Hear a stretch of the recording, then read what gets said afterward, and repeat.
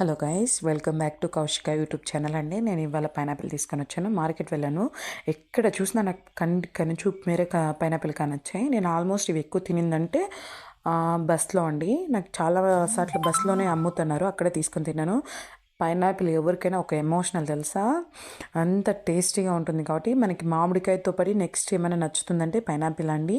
నాకు అలాగే నచ్చింది. దీన్ని వచ్చేసి రౌండ్గా కట్ చేసుకున్నాను. ఈ పైన ఉన్న బొప్పిలన్నీ నీట్గా కట్ చేసుకోవాలి, ఎందుకంటే బాగా నాలుగు పగిలిపోతుంది.